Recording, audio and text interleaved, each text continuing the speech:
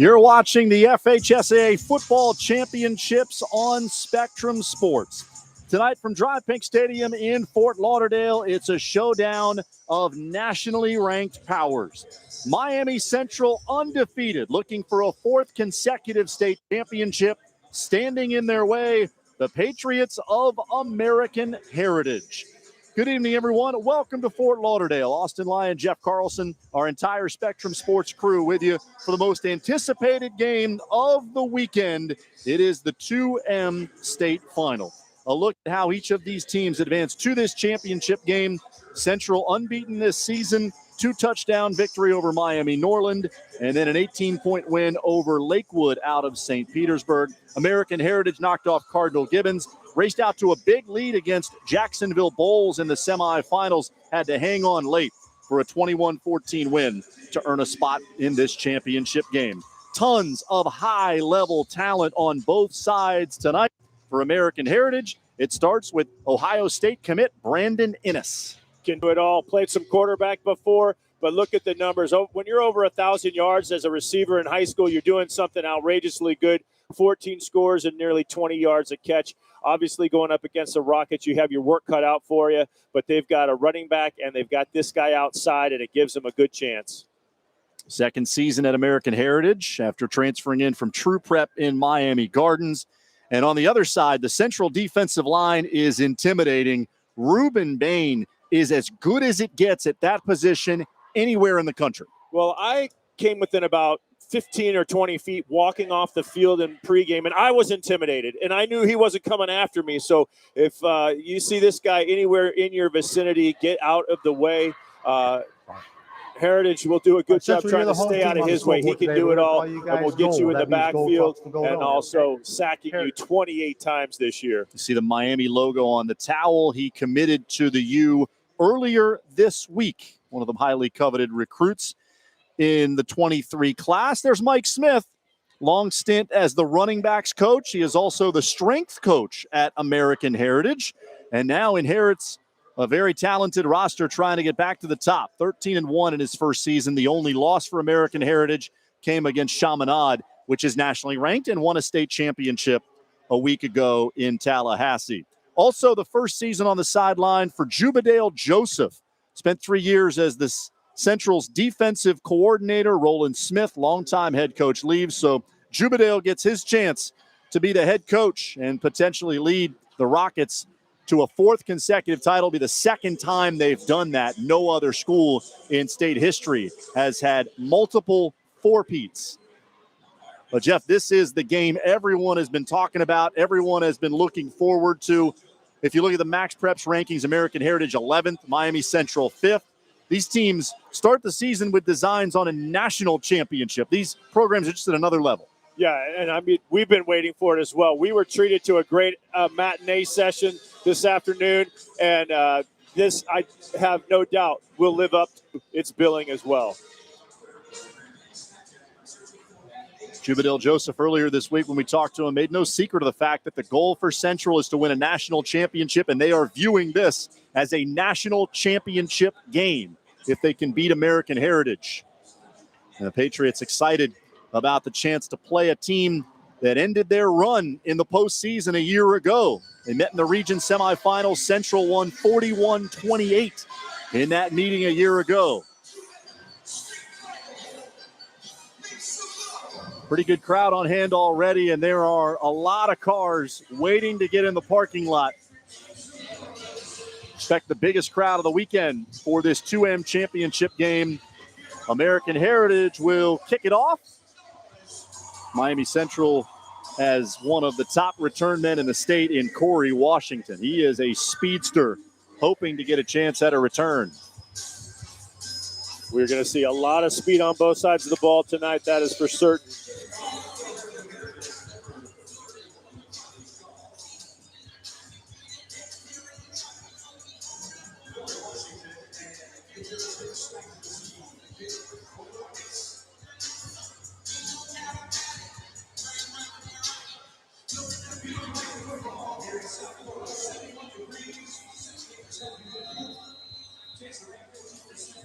There's the whistle. We are ready to go. Wiley Shaw to kick it away for American Heritage. He's got a pretty big leg and shows it off. That one lands 9 yards deep in the end zone, and Central will start from the 20. We'll hear us talk about a lot of kids on both sides that are already committed to play college football, and it starts at the quarterback position for Central. Keywan Jenkins, second year as a starter. He's headed to play in the SEC next year at Auburn. He's a lefty and looks really good throwing the ball. Throws it extremely tight spiral and throws it hard as well. He's got plenty of targets to go to. We'll see how they choose to split it up. Run or pass. Thrown for multiple touchdowns in every playoff game so far for Central.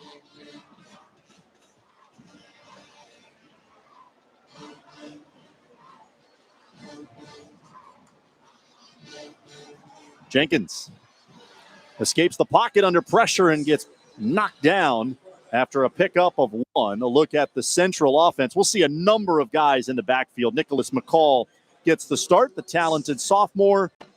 Lamar Seymour is committed to Pittsburgh. Kataris Hicks headed to Louisville. Look at the guys up front.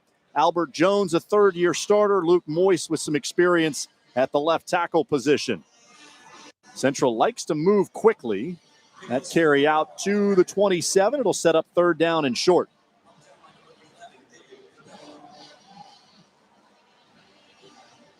McCall, one of three backs who will rotate in.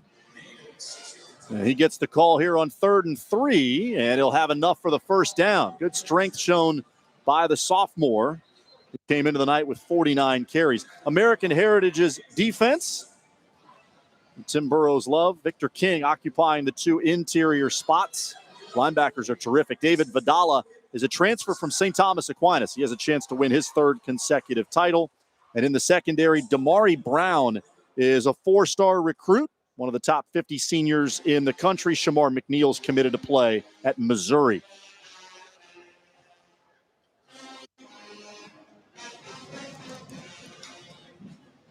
Three runs for Central on that first set of downs. Now they get it out to Washington.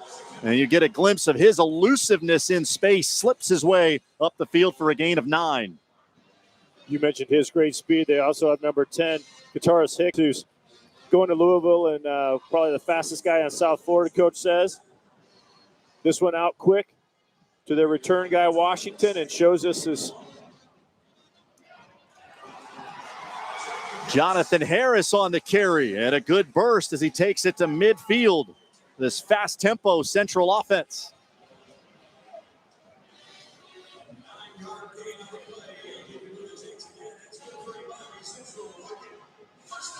No time to breathe if you're playing defense against the Rockets.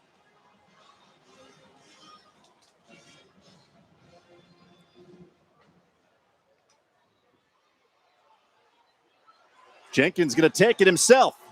Throw a huge hole. Jenkins tackled from behind at the 25-yard line. Bowen Drews with a potential touchdown saving tackle. Even had a lead blocker out in front of him on a scramble.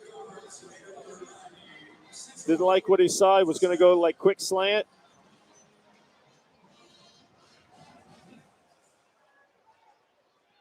Tons of room out front.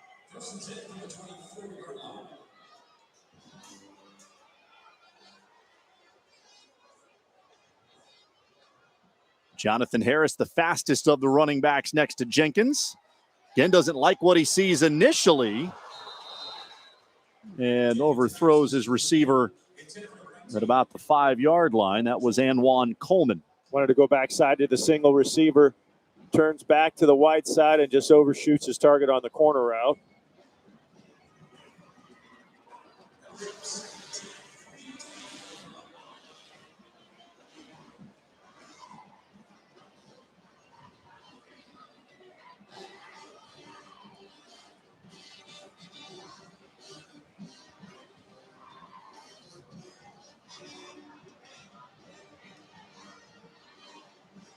Heritage brings a blitz. David Vidala gets a hold of Jonathan Harris and then waits for his teammates to arrive.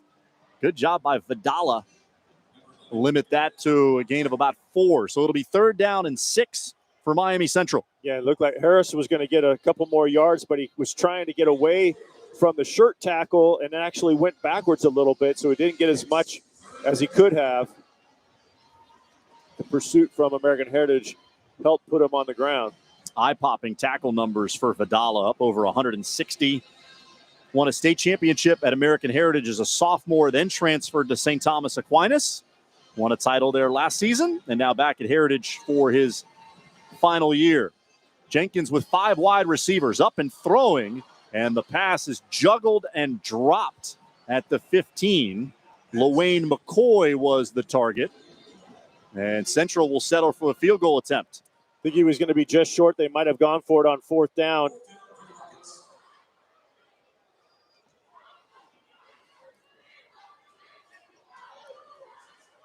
James London is the place kicker for Central. 5 of 7 on field goals this year. He's replacing a 4-year starter in Jaden John, who was tremendous the last 4 years for Central.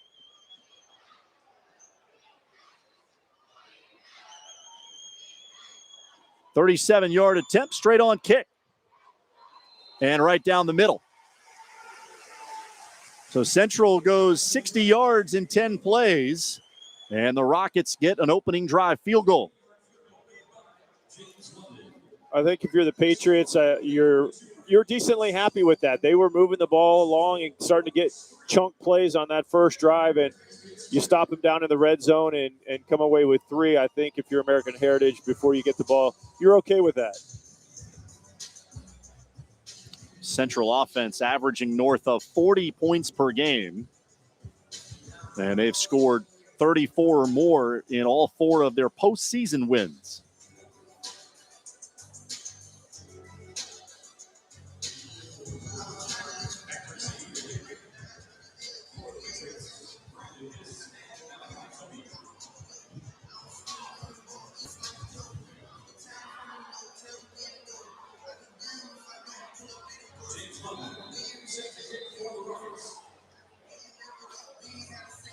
Brandon Ennis and Malachi Tony back to receive the kickoff from London.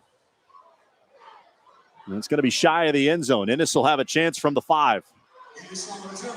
Straight ahead, and Ennis out near the 35-yard line.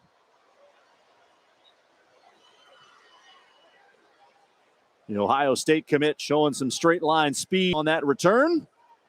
So solid starting field position for American Heritage, and senior quarterback Blake Murphy headed to play at Louisiana Monroe. This year set the single-season school passing yardage record with over 2,300. We got a D1 quarterback, running back, and wide receiver. Good combination. Mark Fletcher, huge running back. We'll see number 4 not in there in the backfield on this play. I think that's him at the top of the screen. And before American Heritage runs a play, Jubadale Joseph spends a timeout. Central. First timeout. We'll show you the American Heritage offense. Jeff mentioned Mark Fletcher, offers from Florida, Miami, Ohio State, Alabama. Just about everybody in the country is in pursuit of him. Malachi Tony is a guy who has 8 touchdown receptions. Up front, Joey Colosi, a 3-year starter, along with Jadon Brown. And Jimmy Williams, outstanding performer at right tackle. Pretty good-sized line across the board there. Malachi Tony, you mentioned number 10. He's only a freshman, leaning on more freshmen this year than usual. Yeah, Tony and Jafar Jean Noel, 2 freshman starters on this American Heritage offense. I think you get a little internal chuckle when you're a coach and you put them in a formation that makes the other team take a timeout on the first play of the half. And it's a little excited. Dead ball. Ball start on the offense. 5 yard. Remains first down. That's Tim Krim leading this Central Florida Officials Association crew from Orlando. Staying in the same formation. Doesn't matter if it's 1st and 10, 1st and 15. Throw it out to Fletcher. And not able to escape a tackle, so a short gain for American Heritage.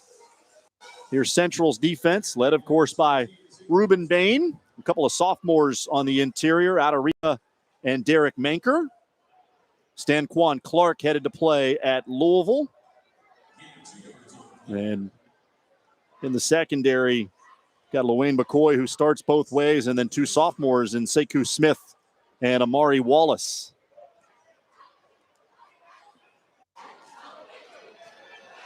Fletcher slips trying to make a cut. Sean Smoke there waiting for him. He was engaged with Byron Lewis, and it'll be 3rd down and long. We have seen a lot of players lose their footing here so far in our first 4 games. I guess our 3rd game. But a lot of guys have lost their footing. Yeah. Hopefully they won't get hurt. Last night we had a quarterback slide and looked like he got a little gimpy coming up, and Fletcher was coming around the corner and completely lost his footing. I think the shifting is a good thing for American Heritage. Make the Rockets make adjustments, but Murphy gets away from the initial pressure, slings it downfield. A catch is made at the 35-yard line by Malachi Toney. There's a flag down as well. He decided to throw it late, too. And look where he's picking it up and running it all the way back. Wow, I don't think I've ever seen a back judge take the flag all the way to the 5. Pass interference on the offense. 15 yards from the previous spot. Remains 3rd down. Wow, so he was deep down the field and had to push off to get as open as he does.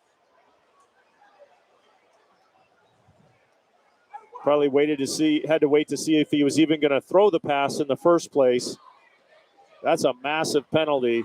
15 from the previous spot.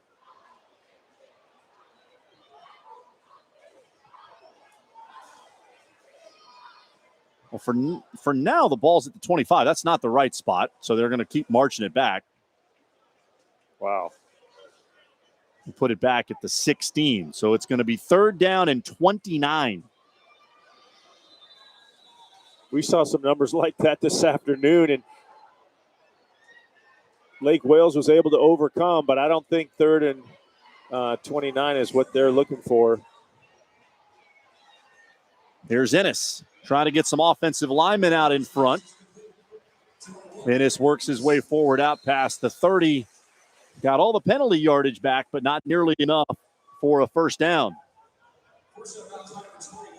So 2 penalties against Heritage on that first offensive possession. The false start by Ennis, and then the pass interference against Toney.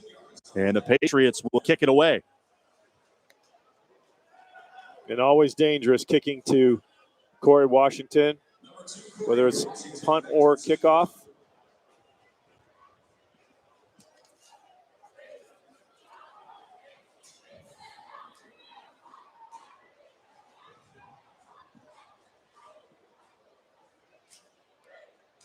Alon Kochoff is punter for American Heritage.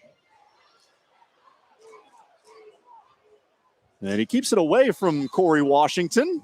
That part a positive for the Patriots. And Central will start just shy of their own 40.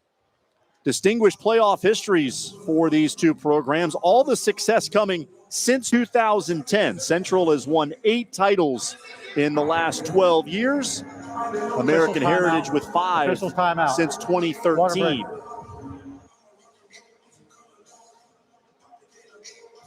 Two dominant programs in South Florida, and a matchup between Broward, which is where American Heritage is located, and Miami-Dade, which is where Central is located. Just the 2nd time ever that a Broward school has faced off with a Miami-Dade County school in a state championship. The first time was last night, American Heritage and Homestead. Well, you think that's a good thing, I think, ultimately, for the reshuffling of the way they set up these new brackets. I think that's a good thing. Get the top teams in the nation are not that far from each other, and get them to play each other, as you just said, on I don't know what word you used, but a national title, not a mythical national title. What'd you say? What did you call it? Well, for Miami Central, they think they're playing for a national championship, which just means you're ranked number one at the end of the year. But obviously with 50 states, there's going to be a lot of undefeated state champions that can lay a claim to that. But I think you make a good point that the idea is to get the two best teams on the field as often as possible. And with both of these programs specifically, American Heritage for a long time was in 5A, Central was in 6A. You had the best team in the South against the best team in the North, and it was a total mismatch. We were seeing big blowouts in championship games as Kewan Jenkins finds Kataris Hicks for a gain into American Heritage territory. So I am like you. I think it is great that we have two South Florida teams that are playing for a state championship if they're the two best in that classification. Yeah, just trying to figure out who the best are and let them play against each other. That's really what it is. And yeah, nobody wants to see a blowout in state championship games. Doesn't make a lot of sense. Big run by Nicholas McCall, the sophomore, rumbling down close to the 10-yard line. American Heritage took the ball away. The officials are going to rule him down. Shamar McNeil came out with the ball and was running toward the Patriots sideline as though he had gotten it before McCall went down. Let's take a look together. No, I do not think so. He slid that out after he hit the ground. It was pretty nifty, little bit like a magician there, but I don't think you can give him a fumble. Ball just outside the 10. Washington in motion, flared out. McCall drops what would have been a sure touchdown. Nice little play. Gets him out of the backfield, and there's nobody there. Kewan Jenkins just a little bit short.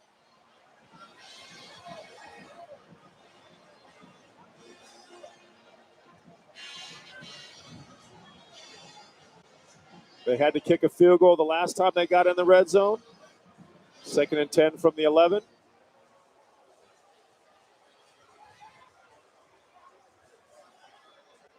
Jonathan Harris comes in. Give McCall a break. Washington, jet sweep.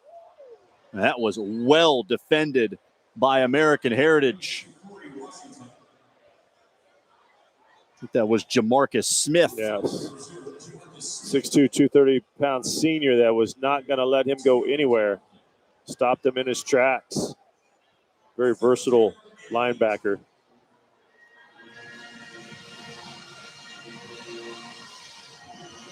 So another third down in the red area for Miami Central.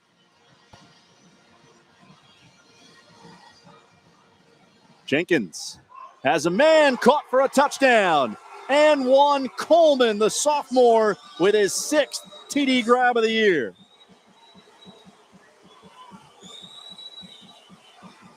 Gave the defense the same look that they had on the play before with the same motion.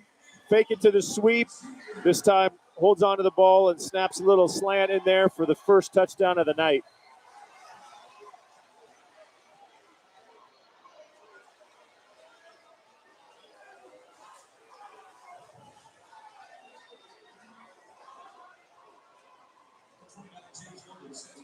Two possessions, two scores for Central. Field goal on the first trip, and now a touchdown. And James London adds the PAT. 10-0 Rockets. Set up by that long run by McCall. Good sweep action, just a one-on-one backside. Slants open, and he puts it on him.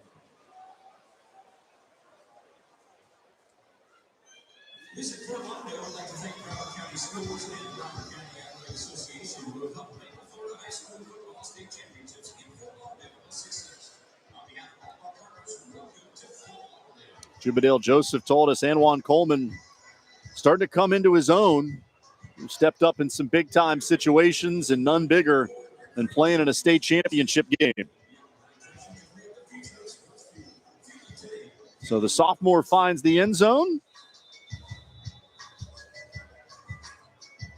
And American Heritage now on their heels. Patriots have to answer. You just said on their heels, starting to feel pressure build at first quarter, 5 minutes left still in the first quarter, and I can already feel pressure building for the Patriots here. They need to have a good offensive series. There's Malachi Toney. Dropped at the 24. American Heritage, as we mentioned, a Broward County school. Enrollment just above 1,500.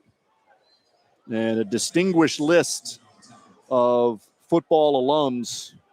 13 players in the NFL from American Heritage, including Brian Burns, Patrick Surtain, and Marco Wilson. Surtain and Wilson both defensive backs, and American Heritage routinely is putting defensive backs in high major college programs. This is the formation they opened with. This time they motion to it or shift to it. Murphy backpedaling as he slings it toward the sideline, incomplete. Brian Lewis was the target. It looked like they handled that quite well. They have a linebacker tilted with his chest away from the quarterback, completely waiting for any of those three guys or even four guys out there to work the slant area, prepared for that. Good on the outside. Nowhere really for Murphy to go. Jimmy Williams III has the task of trying to block Bain. A couple times it's been one-on-one. Murphy with a low throw. Toney can't reel it in. And quickly it's 3rd and 10. Yeah, 3rd and 10 now. That could have been something good. If he was able to get out of the grasp of McCoy there on the slant, he could have gone the distance. He's got the speed to do that. But another incomplete pass and 3rd and 10, and they could really find themselves in a hole if they have to punt this ball away. And Central does something good with it.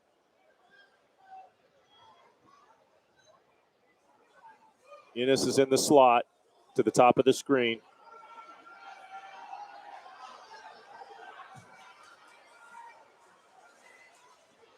Murphy, wide open. Jafar Jean Noel down the middle on target. And a gain of 24 out to midfield. And Murphy just rifles that in there. The slant, he's got 25 touchdowns on the year, over 66 completion percentage. But this was just ripped in there. Big first down, much needed. Little confidence boost and just keep the defense off the field for a few minutes. The Rockets offense goes so fast.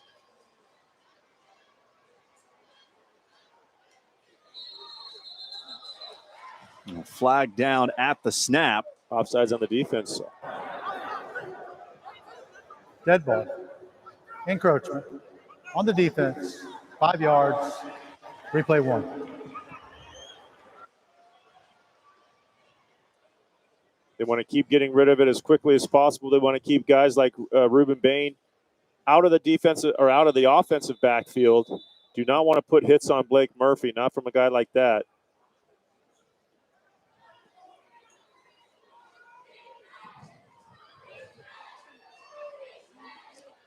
Fletcher gets a chance to tote it. And a first down from Fletcher, running over defenders down inside the 25-yard line. Derrick Henry style. He's got the same size. Coming out of high school.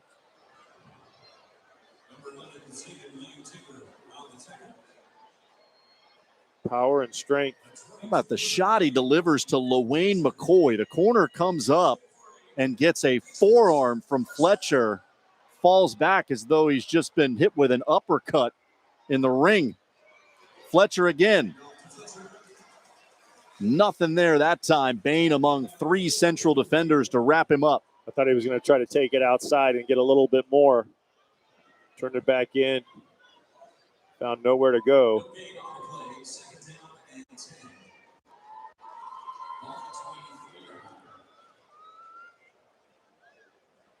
The big completion to Jean Noel on 3rd and 10, and then a long run by Fletcher as American Heritage just outside the red zone as we approach the 3-minute mark of the first quarter. Central has scored the first 10. Second possession here for the Patriots. Murphy with a fake to Mitchell. Looking end zone and just too far in front of Malachi Tony. Ennis is going to the referee to complain. So far, when Ennis is set by himself, they're committing 2 players against him, so they're double covering Ennis. When he was in the slot or in a trips package, when he was one of the inside receivers, they were not. So if I see that from up above, I'm going to try to put Ennis in a situation where they're not going to put two defenders over the top of him. Here he comes now on the left side slot.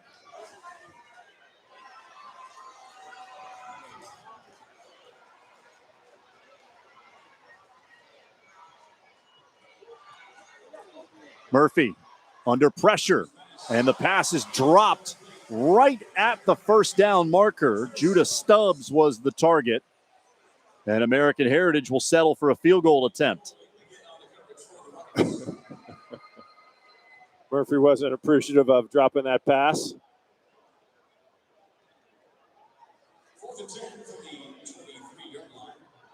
That was a good formation, I think, that for Heritage to work from. Ennis was open. Murphy got flushed to the right a little bit, found the open guy, could have picked up yardage. I don't know if that was enough for a first down. Middle of the field, 40-yard attempt for Wiley Shaw. American Heritage snapped it quick. Miami Central got 0 rush. Shaw with his 4th field goal of the year. So American Heritage on the board, 10-3. That's a good drive for them. Just, if nothing else, they stayed on the field, picked up first downs, big plays, build a little confidence there. Defense has a big hill to climb to stop this Rockets offense. In the punt game, I'm always saying, hey, I would rather punt the ball out of bounds and give up a few yards than kick it to their great returners and have to go down there and worry about stopping them. In the kick-off game, unless you know you can kick it into the end zone, which this guy can, you got to be real careful about how you put it down there.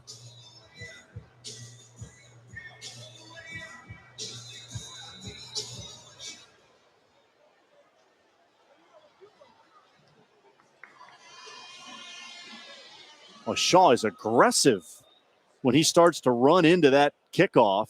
Gets it all the way through the end zone. But I just noticed, I've never seen a kicker approach the ball that fast with that many steps.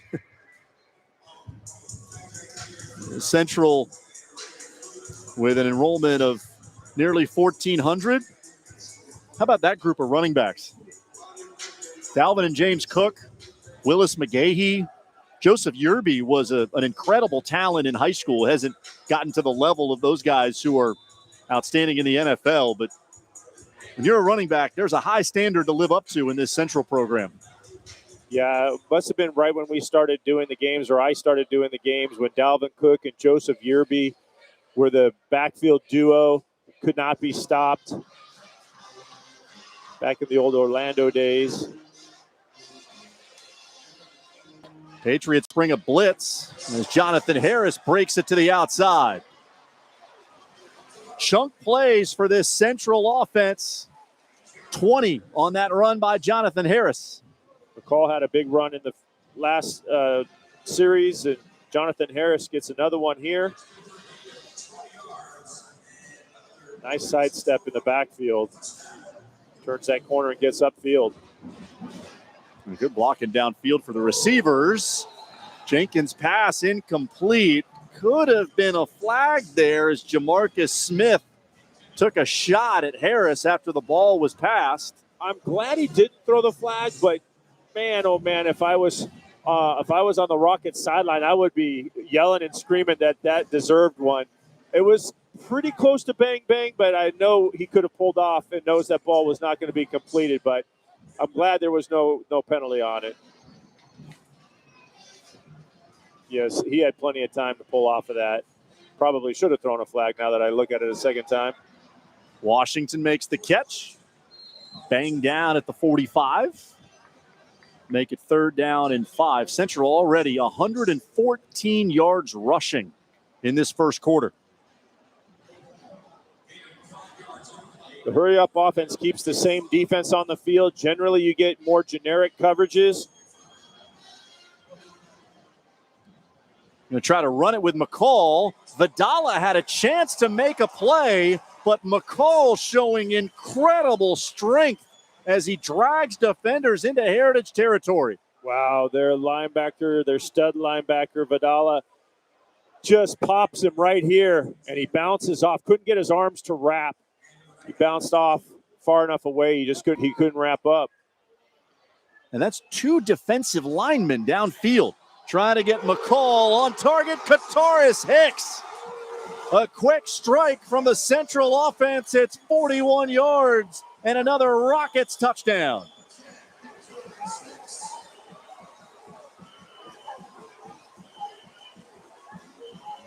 That might have been the most impressive pass that I've seen in a long time. This ball is on a rope for a long way. I'll have to do the math to see how far that was, but accurate and just an absolute smoke throw.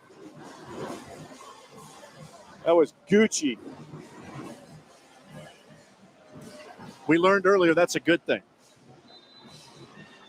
PAT is good from James London. And that's now multiple touchdown passes in every single playoff game for Kewan Jenkins. Jenkins throws the ball, sees him catch it to make sure it's going to be a catch and a touchdown, and then he just turns around and walks toward the opposite sideline, towards Heritage, and walks backwards and over towards their sideline before turning around and coming and enjoying the score. Watch it. That's just beautiful. I call it poetry in motion when it's done well. But Jenkins just turned around, walked it off, and then came over and started celebrating afterwards. But that is impressive. And that's against a corner that's committed to play in the SEC. Shamar McNeil is a Missouri commit. Jenkins and Hicks make it look easy.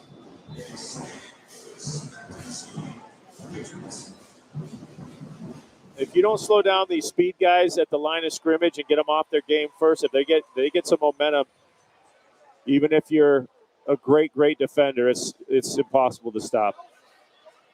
Ennis from just outside the goal line. Takes a shot going out of bounds. Delivered a forearm to Trayvon Miller.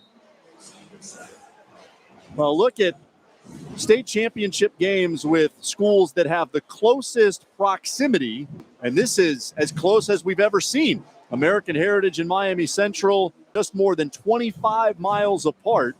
Armwood and Lake Gibson played twice. Those two schools located close together in the Bay Area at Jesuit and Kathleen, but none closer than American Heritage and Miami Central.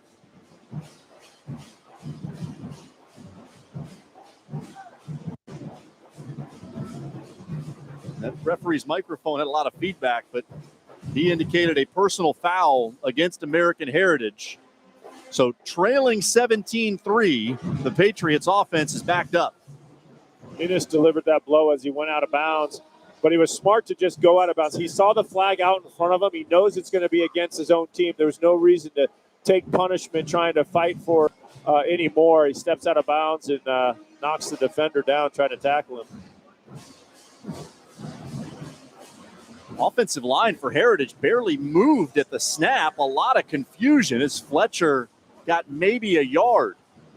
Yeah, nobody was on the same pace right there. So you take your choice, like I said. So if Ennis is by himself, they've got him double covered. Well, that should allow somebody else to not be double covered. If you put him in the slot, they don't double cover him, so you should be looking his way and targeting him. Going into the slot with their running back, Murphy out there. Now you take your shot to Ennis one-on-one at the top. So now see what they do. They bring their running back in, and then they drop the safety back over the top of your running back. Fletcher's got it again. Breaks it to the outside and finds nothing. D'Angelo Thompson from behind tackles him for a 2-yard loss. So when I see what you just saw, that gave you Ennis one-on-one outside, and I'm taking that all day. If I've got a superstar receiver, I'm going to take one-on-one, and when they moved back, it became double coverage. Now, they may have wanted to run the ball on 2nd and 10, but they lost a couple of yards. I'm going to take my shots to my number one guy, who happens to be number one. Now they go slot again, put him in the slot. This is where they don't double cover him usually, but they're going to have a safety over the top here, and their running back is out wide to the top of the screen. Nobody in the backfield. Now they have to take one of the singles down below. 3rd down and 11. Murphy going to try and scramble. And he's going to have the first down. Out of bounds at the 25, again. But there's a flag. He looks good moving. I like the way Murphy gets out of the pocket and runs, but that ball is going to come back again, and they're going to have to do it all over again. Holding on the offense. 10 yards from the spot of the foul. Replay third. Getting some bad feedback on that microphone, but that play takes us to the end of the first quarter, a dominant quarter for Miami Central. The Rockets, in pursuit of a national championship, put up 200 yards and 17 points. They've got a 2-score lead after 1 here in Fort Lauderdale.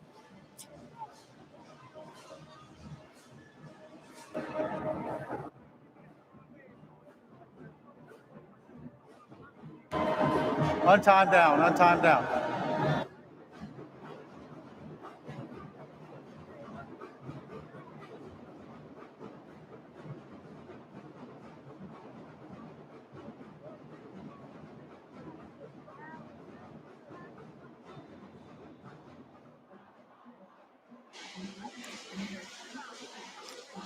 The official, Tim Krim, corrected himself and said that there would be an untimed down. So even though there's no time on the clock, one more play here in the first quarter. 3rd down and 12 for American Heritage. Murphy. Pocket starts to break down, and he throws. Catch is made. Ennis with a first down. And out of bounds at the 34. Patriots needed a big play, and they get it from Brandon Ennis, the Ohio State commit. A gain of 23. Ennis really is special. You see the red gloves he's got for Ohio State. The way he reaches out and snatches this with his hands and then breaks the tackle and gets to the sideline. End of the first quarter. They have to keep using him and figure out how to get him one-on-one. He'll beat the one-on-one the majority of the time, so you just have to figure out how to do that.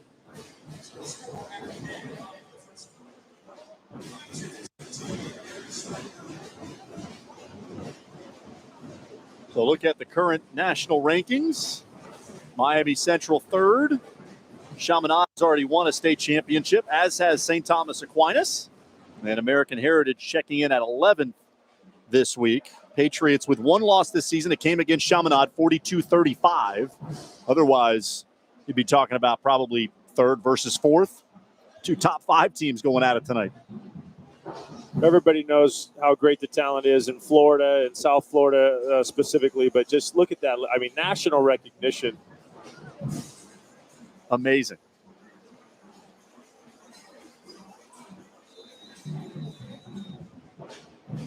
Mike Smith's team has been put with their backs against the wall here by a potent Central offense. 3 times the Rockets have gone right down the field and scored. 23-yard gain on 3rd down and 11. The fake to Ennis. Murphy takes it himself, just shy of the 40. Murphy has suffered through some unfortunate injuries during his career. He was the starter as a sophomore, had a broken collarbone, came back in time for the playoffs to lead Heritage to a state championship in 5A, and then as a junior suffered a broken ankle against St. Thomas Aquinas in the 3rd game of the season. He missed the remainder of the year. So it means a lot to him just to be out there, and as a senior trying to elevate his team back to the top of the state.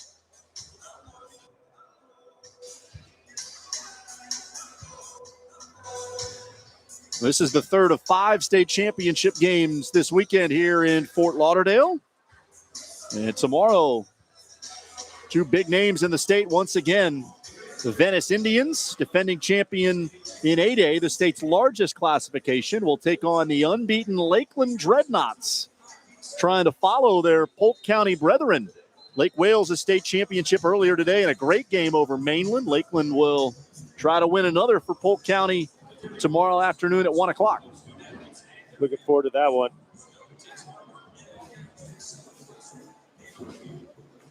Two great programs continue to get back. Haven't seen Bill Castle for a while. Look forward to seeing him.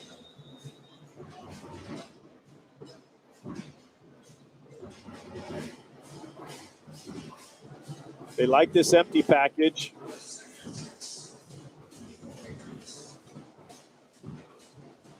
With their big running back out in the slot.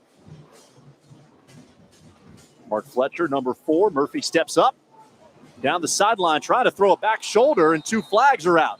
He did throw the back shoulder. Jerry Dinkins is there and just pushing on the receiver too much. That's definitely pass interference. Good call.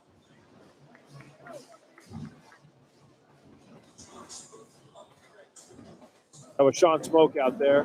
Pass interference on the defense. 15 yards from the previous spot will result in a first down. This is a good back shoulder throw. He sees it, specifically does throw it, trying to get it on the backside. The freshman receivers made a couple big plays.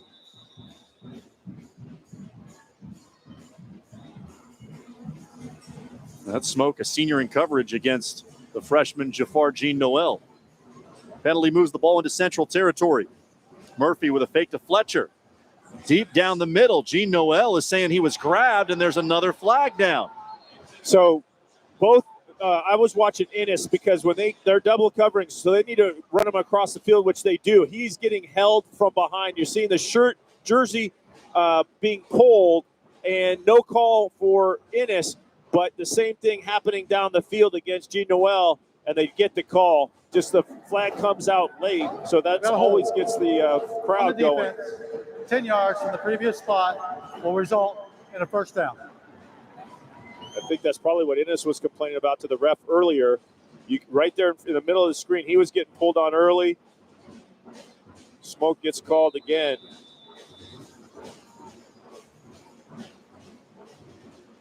New formation, tight, doubles tight. Murphy looking for Ennis on a corner route. That was nowhere close. Yeah, really should have thrown the ball where Ennis turned and was going flat towards the sideline, and that was the right move. Quarterback should have seen the leverage of the corner that was over the top and thrown it more to the sideline. Just got rid of it early, and I don't blame him. Remember, we haven't really mentioned Ruben Bain. He's the great defensive lineman. They've been getting rid of the ball, and he hasn't made an impact so far.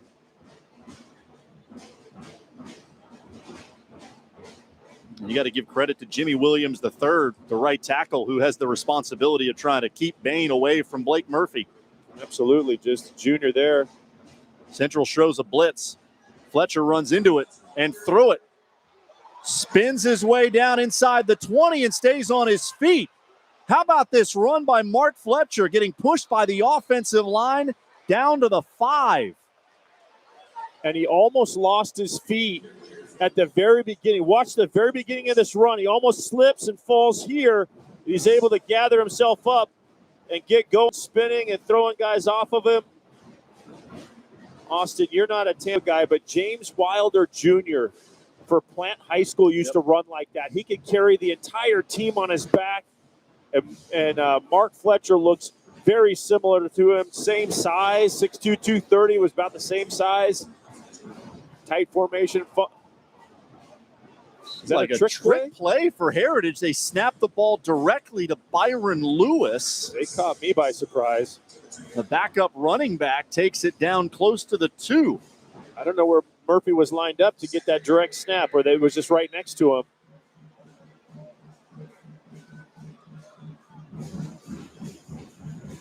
Murphy hands to Lewis again.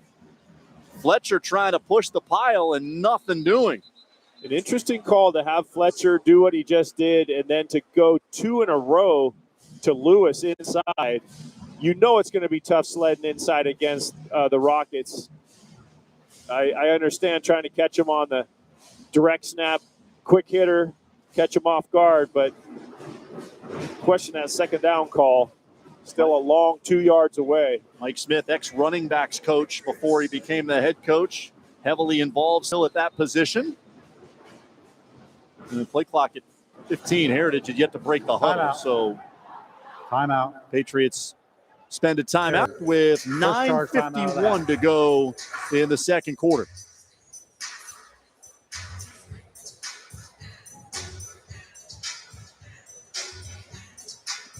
Well, South Florida, over the course of the last several years, has really asserted its dominance over the rest of the state. You go back to 2019, and essentially South Florida won all of the state championships because the only other classification was the 1A rural division, which doesn't have any South Florida teams.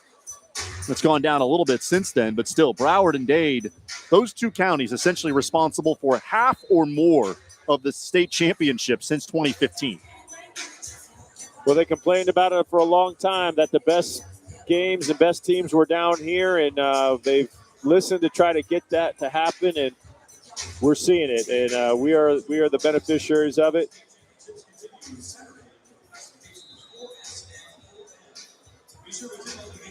American Heritage trying to get this back to a one-score game. And if the Patriots can punch it in here, look, it feels like Central has totally dominated the game so far, and it would be 17-10. It would be a one-score game. That's what I'm saying. 3rd and goal. Fletcher is in for the touchdown. Good surge by the left side of the line, and Fletcher takes it in. Boy, when I saw them come off the ball, I was like, uh-oh, they're going to get stuck again, and now they're just going to get a field goal out of it. But Fletcher actually found a good space in there, so credit those guys, left guard and left tackle. Jadon Brown and Dane Aribi did a good job inside.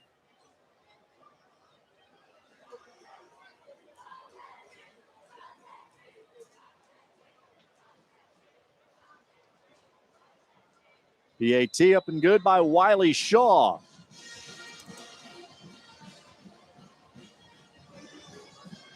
So another good drive for American Heritage, but can the Patriots defense stop the Rockets offense? The Rockets have looked really good on offense. That just bullet that Jenkins threw out there to Hicks for the touchdown. Mike Smith told us that Mark Fletcher started the night 40 yards away from the single-season rushing record for American Heritage. He's got 7 carries, 53 yards, and that touchdown, so he would have surpassed it. Fletcher, a guy who has multiple rushing touchdowns in all 4 of American Heritage's playoff wins. Had 194 yards and 2 touchdowns against Chaminade. And you got the chance to see Chaminade last week. That's a big number against that defense. That is for sure. Chaminade was very, very impressive.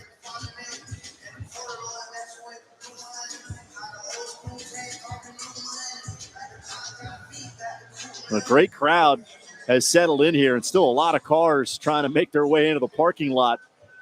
A lot of traffic and a lot of interest in this game, with 2 teams ranked in the top 11 in the country.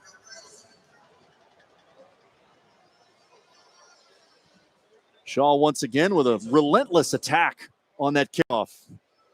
And it lands 3 yards deep. Central leading by 7. The Rockets looking for their second four-peat. Be the only school in state history to achieve that. It would be their 9th overall state title. And American Heritage looking for championship number 6. Had a great run of success. It's been hard for them to get back. They've lost to other South Florida teams. It's 7 years in a row, including tonight, that Central will have either won this, or excuse me, that American Heritage will have either won the state championship or lost to the eventual state champion.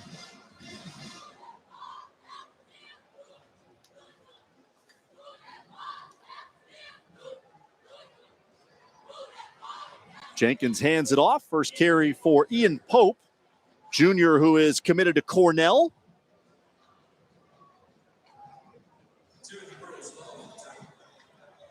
It really is a shared backfield between Nicholas McCall, Jonathan Harris, and Ian Pope. The carries of all 3 of those guys are fairly similar, and they'll rotate throughout the game. Jenkins sees a huge hole open up. Cuts it back. Jenkins stumbles just shy of midfield. They stunted their linebackers to his weak side or backside, and he saw the opening come up front. But Vidala went to the left side, and then you just see the elusiveness of Jenkins.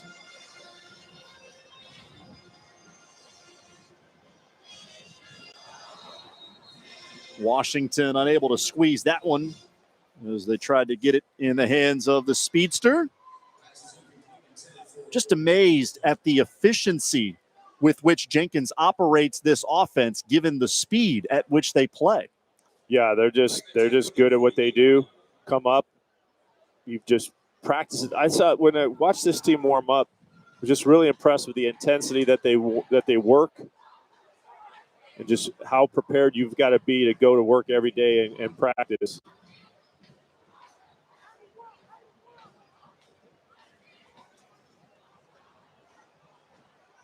Here's Pope again. Leveled as he got to the 45. Victor King. Transfer from Taravella. I love the description that Mike Smith had for Victor King. Said he turns the line of scrimmage into WrestleMania. Guy who excels as a wrestler for American Heritage as Pope gets the first down on 3rd and short. Wow, one of the offensive linemen just ran a defender back about 15 or 20 yards.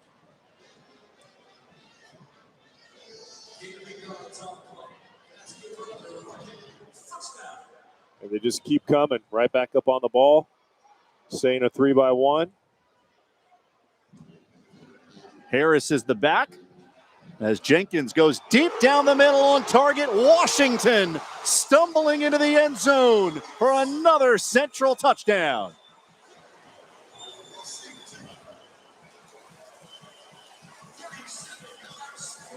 Those throws downfield are just so accurate. First to Hicks in the first quarter, and now to Washington down the right seam. Right on the money.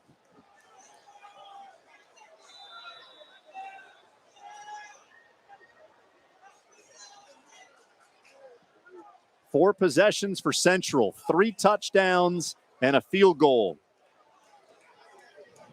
They just keep coming.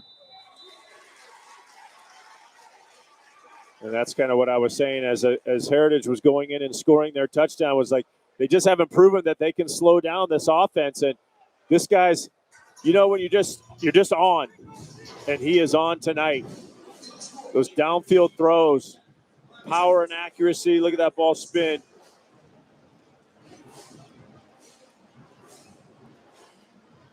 $283 yards already for Central. There's 8 minutes to go in the second quarter.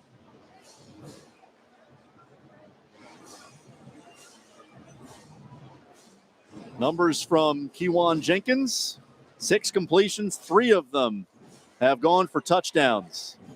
And Jubadale Joseph said Jenkins is the heartbeat of our team. Everyone talks about the stats, but what separates him is his leadership. And you can see him exhibiting that both on the sideline and running this offense.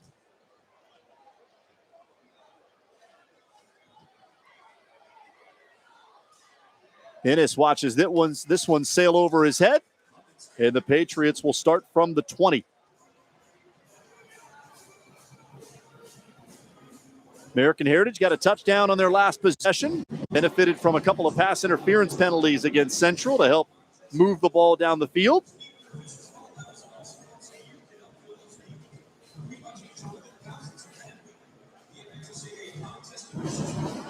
Well, Heritage has been doing some good things offensively. It's just the big strike ability of the Rockets that is just catching all the attention. And we're on the Rockets sideline, and they've got a big crowd over here. The crowd is filled in nicely on both sides.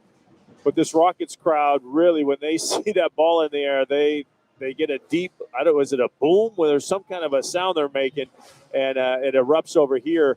Heritage is doing pretty good on offense. It's just that the Rockets have been even better. Play clock at 0, and Murphy doesn't get it snapped. Did a lot of looking around and trying to reorganize bodies. Dead ball. Delay game. On the offense. 5 yards. Replay 1. Always hate that on first down when you're coming off the sidelines to not get the ball snapped on time.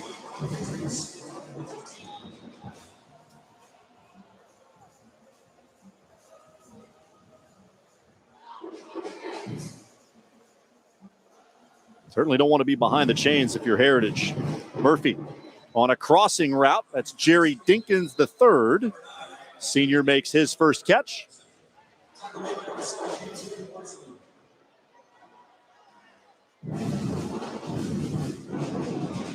The crossing routes, I think, are going to really be what works for Heritage for the most part. We've seen them try. The Rockets are at man-to-man, and so they're grabbing and pulling. Either get a decent pass play or get a penalty potentially.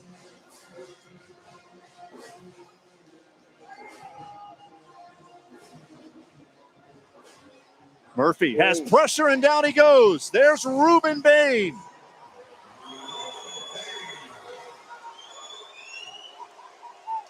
I thought Murphy was going to let it go. It really looked like Innes was open. They signaled to each other right before the snap. And if he throws it right there, I'm not sure why he didn't throw it. Ends up getting the sack. 3rd and 15. Murphy fortunate to hang on to it based on where that ball was positioned. Only 29 sacks on the season. Also a 4.0 GPA. Just as serious about his academics as he is about football. 3rd and 15. Bain pressuring Murphy, who gets out of the pocket. Keeps his eyes downfield. Now going to try to run for it. And he got tackled into the Heritage bench. Violent tackle, and a flag is out for a face mask. That was Stanquan Clark. Is that what you think they're going to call a face mask? I'm not sure what he's going to call because I don't think it's a penalty.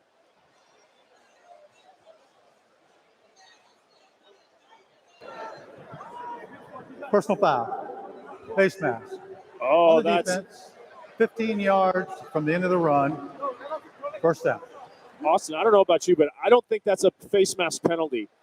Just touching the face mask, hitting it as you're trying to tackle somebody is not a face mask. You have to grab the face mask. I think he gets his hand underneath. It did. It hit his face mask and went to his neck.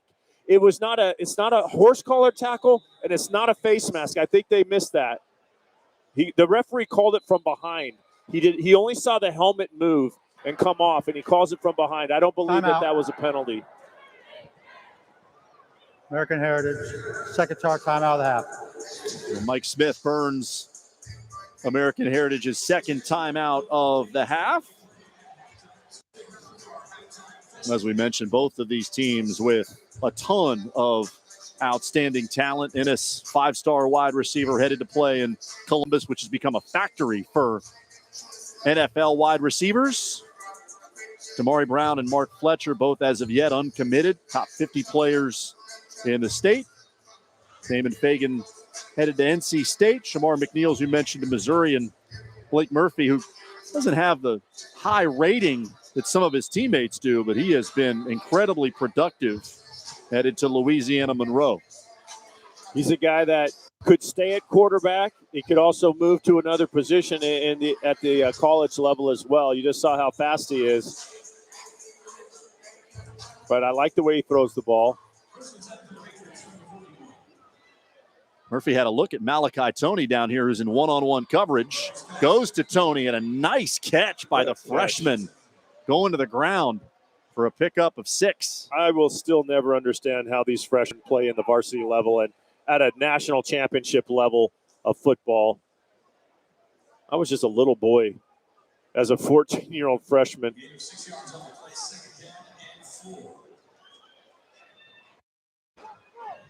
It's impressive. Lewis with a flag down in the middle of the offensive line. For the moment, they'll mark it down at midfield.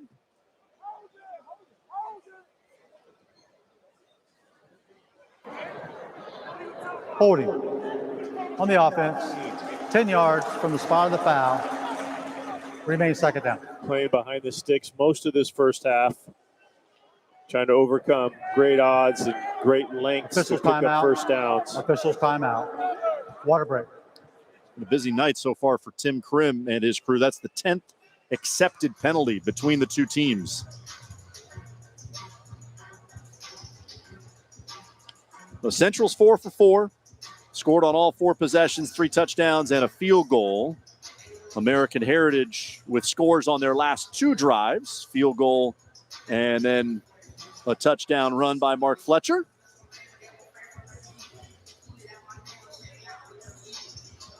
Yeah, there's not a lot to complain about for American Heritage offensively, except for the penalties that they continually are taking and pushing themselves back. But it's just Central is just on the money. They've had some very good runs. Nicholas McCall had one early in the very first quarter, and Jonathan Harris has had a couple as well. But those strikes to Hicks and Washington have just proved deadly. Kewan Jenkins, the quarterback for Miami Central, with 3 first-half touchdown passes. You got a glimpse of more fans filing into the stadium. I think we finally got everybody in here, and we're just about filled up on both sides. Just past the midway point of the second quarter. 2nd down and 15 for American Heritage. Murphy forced to scramble. Throws complete along the sideline. That got maybe a yard for Jafar Jean Noel. Got hit down low and comes up limping a bit. Did well just to pick up a yard or 2. Let's take a look as he spins out. He gets pressure from the outside as well. Oh, yeah. Oh, almost hyperextended his knee there. Nothing dirty. Just as he came in, he was down low on him. It was Bain that applied the pressure and forced Murphy to escape.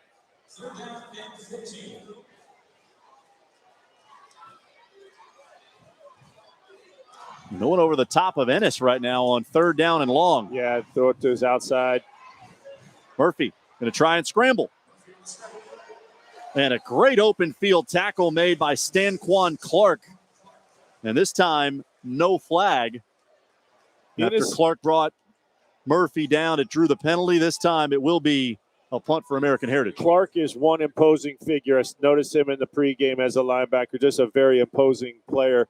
But Ennis has run a couple of in-cuts that I thought Murphy should have let the ball go. That was another one. May have been able to pick up the first down, but Murphy does not like the look, not willing to throw it in there. Maybe he thinks it's too dangerous.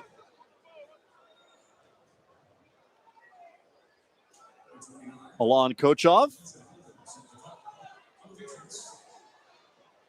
Good kick. Corey Washington takes it at the 20. Able to stay on his feet. And knocked into the Central bench at the 35. 15-yard return by Corey Washington. We showed you some of the top prospects on the American Heritage roster. Only fair to show you some of the best guys from Miami Central. And you see that these receivers, Kewan Jenkins spreads the ball around. 9 touchdowns for Lamar Seymour. That was the most of any player, but you got 5 different guys with 3 touchdown catches. Yeah, they can spread the wealth. They've always got it. Corey Washington comes off that kick. Beautiful kick return and breaking tackles like crazy, but his left leg, something is wrong with it.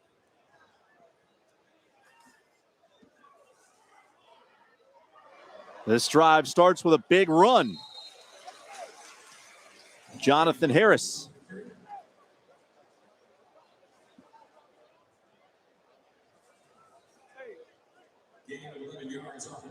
And I beg your pardon, that was Omarion Williams. So 4th running back getting a chance in the Central backfield. Rockets have already rushed for 182 yards.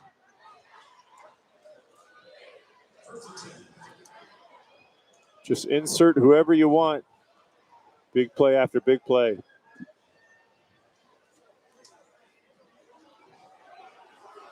Jenkins up the sideline. Trying to get the back shoulder to Kataris Hicks, but it falls incomplete. Yeah, I thought Hicks got his eyes on it early enough to react. You just a tiny bit behind him.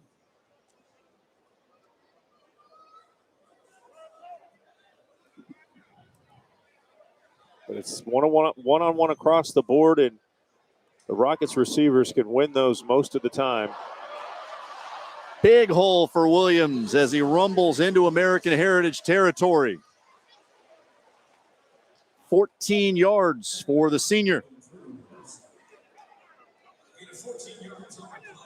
Trying to fill those gaps and just too big of spaces in there. The holes are very large to run through.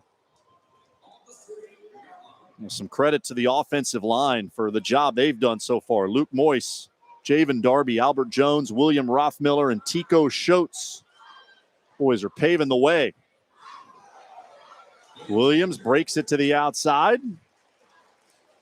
And while American Heritage is constantly playing behind the chains, there's no negative plays for this Central offense. Yeah, very few so far tonight. They're showing a three-man line, then bringing a fourth guy off the side to get a four-man rush, and then they're picking and choosing when to shoot their linebackers. And so far, the Rockets have just beaten them at that game thus far.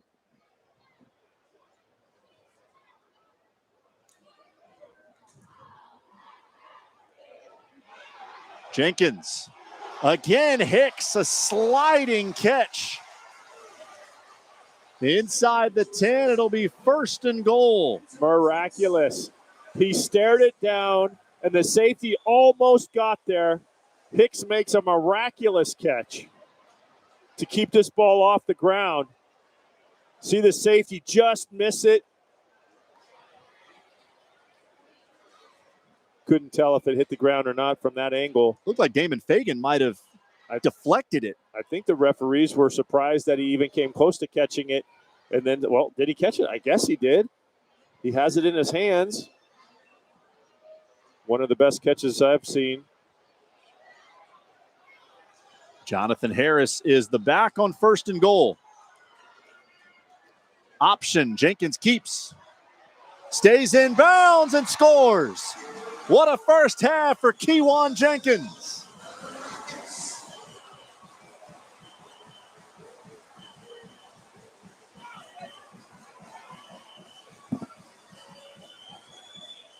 Just looking like he's a step above the whole thing, doesn't he? He is on tonight. I think he's been on every night that they play, but tonight he looks like something special.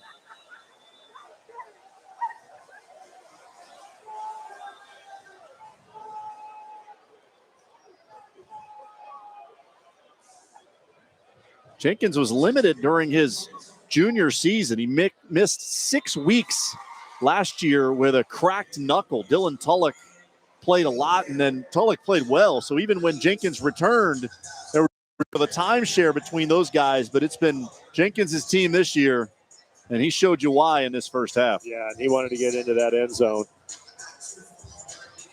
This looks special. Great cut.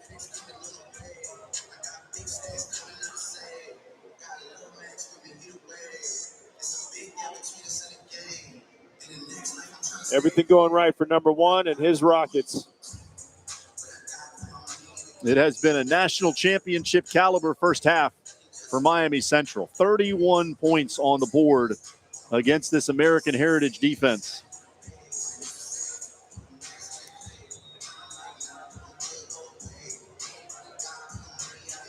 Rockets up to 348 yards of offense.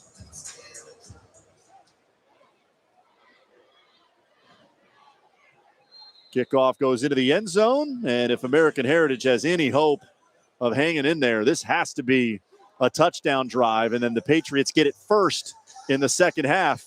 Figure you score at the end of the second, the start of the third, maybe you got a shot. Yeah, you're right. I mean, if you can't slow down Central, then you got no chance anyway, right? But so what I've seen from Heritage and throwing to Ennis, he's had a couple of in cuts that have been open, and they, at least from our angle, it looks like he should have thrown the ball, and he's not willing to. So you have to find out what your quarterback will throw, and so you got to get away from that play because he won't throw it. He's taking sacks. You got to move Ennis to a different position and have him run a different route because that one's not working for you, even though I think it's a good play. There was the crossing route. On a crossing route. And he gets up to the 43-yard line. Mentioned that earlier, that the crossing routes were going to be good for American Heritage. Earlier, the Rockets were grabbing and pulling. This one, nobody chases him at all. 220 and counting. So they play a little bit more of a prevent defense instead of that man-to-man look.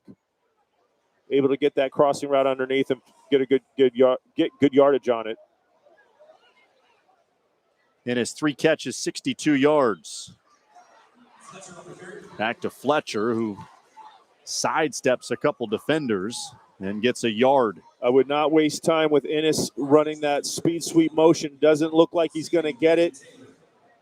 And so I don't think it's making the defense react, but it is allowing your best player to be in the backfield and knows he's not going to get the ball, and the defense knows it as well.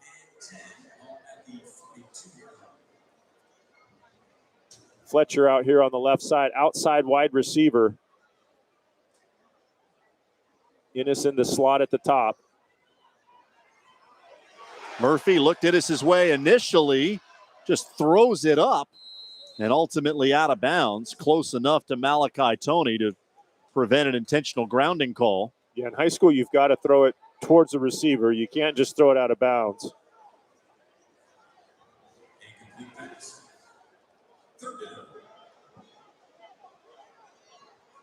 Bain almost got there for Central.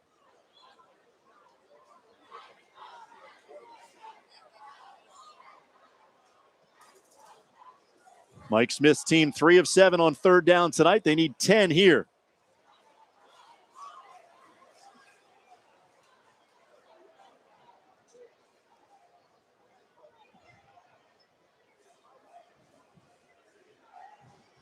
Murphy, quick throw Ennis, and he drops it. Had a couple of blockers out there. Might have been a nice gain for Ennis. Yeah, might have been able to get there. Don't think he probably would have. They probably would have had to punt either way. But now 123 is probably more than enough time for Keon Jenkins, as he is the big strike man tonight.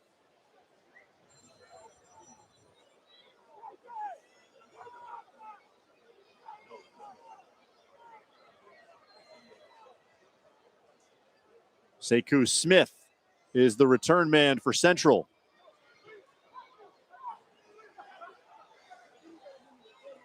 Fair catch at the 32.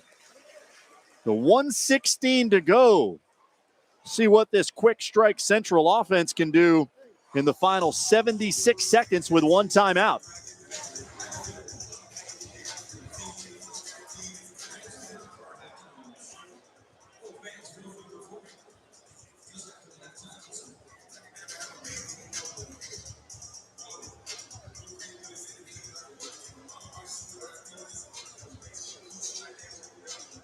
I don't know what I would do if I was playing defense at this point. That's the type of analysis we pay you for. Well, of course. I mean, nobody's figured it out. You think I'm supposed to be some special genius? How do you figure it out when you got a guy that can just run, a 10 flat 100 meter, and the guy throws bombs that are perfectly on strike? I mean, they're accurate. That was the least accurate pass of the night. Everything else has been unbelievable. The only thing you can do is play your safeties over the top, and then you open up the run. And they haven't been able to stop the run either. I mean, Jonathan Harris has had a big night so far. So you can't stop the run and you can't stop the pass. I mean, that's the whole point of being a national champion. Really, honestly. I mean, the national champion is a team you shouldn't be able to stop, I think. If 4 backs, Harris, Jenkins, McCall, and Omari Williams, all averaging over 10 yards a carry. Jenkins down the middle and off the hands of Lamar Seymour.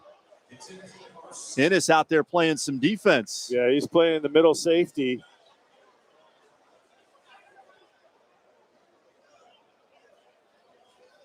Mike Smith said they've used him on that side of the ball in some big games. Had an interception against Cardinal Gibbons, forced fumble against Chaminade. He's proven he can be a contributor on defense. He had a big smile on his face after that hit.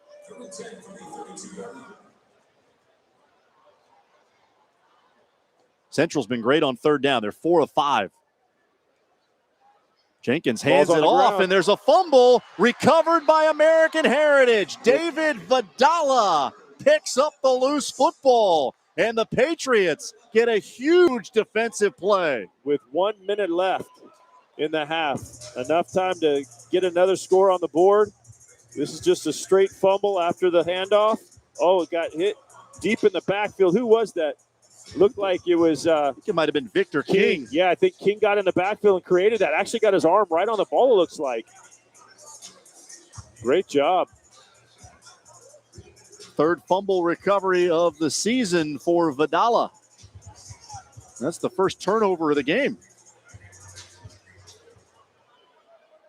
Now you don't play as much prevent as they were earlier. Still playing off the ball comparatively to how they had been playing up until this last drive. Fletcher motions out of the backfield. Murphy on target to Gene Noel, who scoots out of bounds after a gain of 5. I think they can do this pretty efficiently.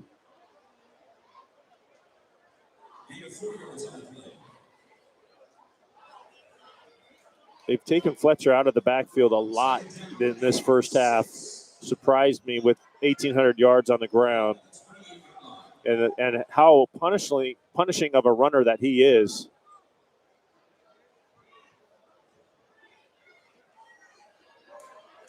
Murphy. Great throw. Up the sideline. That's complete. Fletcher makes the catch. Clock will be stopped for a few seconds. There, he just wound it again.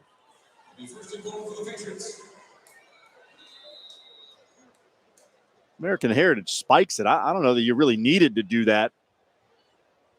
Given that you've got a timeout in 47 seconds, I think they need the down. Yeah, that's exactly right. I think you don't waste that down in that situation. That's the one thing, about high school football is the clock stops while they reset. It gives you a chance to call the play. And most of these teams now in high school work out without huddling up.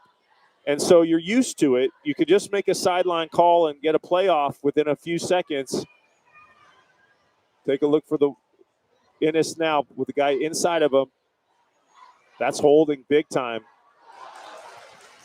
Murphy zips it through the hands of Gene Noel. It'll be third down. He goes to the opposite side of the field, but the referees still have to call holding because the quarterback may want to throw it there, and he chooses not to because the receiver's getting held, and he was being held from the line of scrimmage until the end of the play.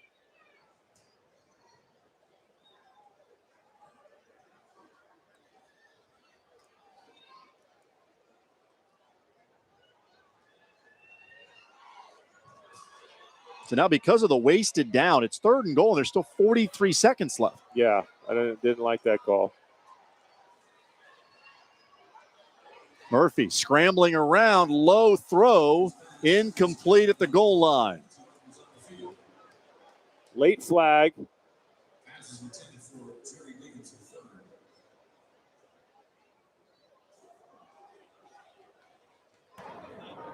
Holding on the offense. Penalties decline. Fourth down. That was an interesting offensive call. The two inside receivers on the left side, the wide side of the field, took off running basically toward the sideline and never looked back. And so Murphy had no chance to throw it to them because they were running away from the ball without looking back. So I don't know what that was all about. Ended up throwing it to the right-hand side and got the holding anyway. Wiley Shaw on for his second field goal attempt. Once again, virtually no rush from Central. Shaw boots it through. So the turnover results in 3 points, and it's 31-13. Yeah, the only thing I can think of, when you don't rush the kicker, it's just we don't want to give a cheap 5 yards and don't even want to risk going off sides.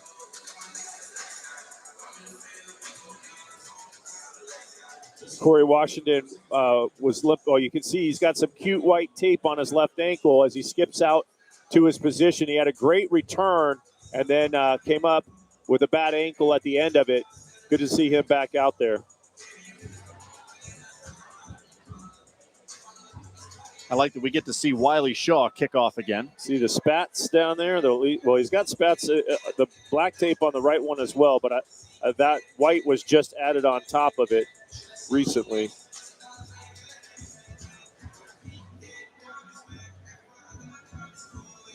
Washington didn't look like he was too affected as he skipped out there to his position to await a potential return. But Shaw's kickoff is once again going to reach the end zone. So Central with an 18-point lead. Rockets, for the first time, didn't get a score on one of their drives. Scored on the first 5 and then turned it over with a fumble. Do you think they sit on it, or do you think they take a couple of shots? See if they can get something good here on first down? Yeah, I don't see any reason why you wouldn't let Keyjuan Jenkins try to make a throw or two. I mean, with the speed of this offense, I think 35 seconds is more than enough time to potentially at least give James London a chance at a field goal. I don't think they're afraid of American Heritage tonight either.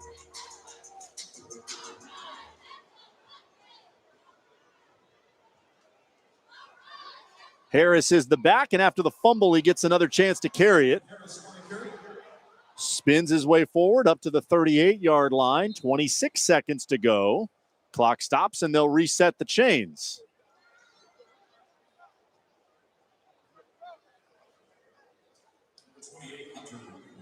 Jenkins hands it off again. I'm surprised they handed it off a second time there, but they didn't let any time off the clock between the ball being placed and then the referee restarting the clock. They were able to get that ball snapped within 1 second. But I thought they would take a shot through the air, because then you stop the clock if it's incomplete. He had to run out of bounds to stop the clock.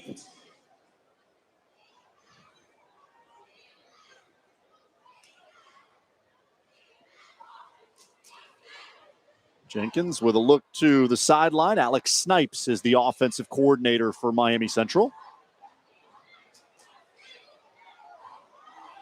Play clock down to 2. They just do get it snapped.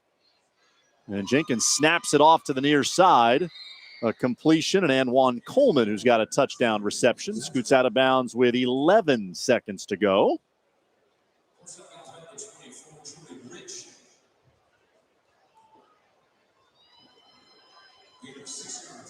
Third down and 2. Maybe 2 more snaps for Central. Jenkins hands it off. Ian Pope to the 42-yard line. Central going to get up on the ball. They do have a timeout. I don't know why you'd be saving it at this point. There's the spike with 3 seconds left. So the ball's at the 43, well outside the range of James London. This would be a heave to the end zone for Keyjuan Jenkins on what will likely be the last play of the half. Well, I, for one, want to see him heave it to the end zone. I want to watch this ball go all the way to the end zone from the 50-yard line in and just... Well, they're going to run James London out there. Field goal. Yeah, from where this is positioned, it is a 60-yard kick. I would take Jenkins. He has a good, strong leg. There's no doubt. I don't think he's going to make a 60-yarder. I think Keyjuan Jenkins throwing it up has a lot higher chance. The play clock was almost down to 0, and Jubadel Joseph calls the timeout. Timeout. Central. Yeah, they're going to rethink this. You know what happens is kickers that try to get too much on the ball and they know how far they have to kick it, they kick a low ball. Then it gets blocked. Then all of a sudden, Heritage scoops and scores, and you're the dumbest coach on the planet, right? So just throw the ball up deep to any of those four or five fast, good receivers, and you just might come down with a touchdown. James London's long this year is 47 yards. Maybe he wanted to try it, but I just don't think that the risk is worth it. And I think the chance of success with number one throwing it high and deep is a lot higher than a 60-yard field goal. A 60 is a big ask, especially with the push that Heritage can create. You know, kids can do it these days. There's guys out there that can do it, and he may be one of them. But I would risk throwing it up to any of these 5 guys as my play of choice. Timeout. Timeout. Heritage. Final timeout of the half. And what I really like, Austin, is crossing routes. You hit a guy on a post, and then you have this guy from the other side come behind him, and that hook and lateral style, but from opposite sides of the field. They used to do it where the receiver would run a curl route, the running back would run behind him, and you'd go hook and lateral to your running back. But in these situations, I like throwing about a 20-yard square in post type route, and then having the other side running the same thing, and then you catch it and flip it going the opposite way, and you catch the defense kind of off guard, and maybe even a better chance than throwing up the Hail Mary. Yeah, a chance to have some fun here for Central. Whether you go to one of your plays or you draw something up. Hicks is going out wide left. Everybody's got great speed. Central's deepest defenders are back at the 15-yard line. Brandon Innes, one of those guys playing safety. Jenkins going to throw it short. And not much out of that for Lamar Seymour, the Pittsburgh commit. And that takes us to halftime. Near perfect half for Central. The fumble in the late stages gives 3 points to American Heritage, but Central is in command. Rockets looking for their second four-peat, and they are leading American Heritage 31-13 as we head to halftime here in the 2M State Championship game. Jeff and I back in about 17 minutes for the start of the third quarter.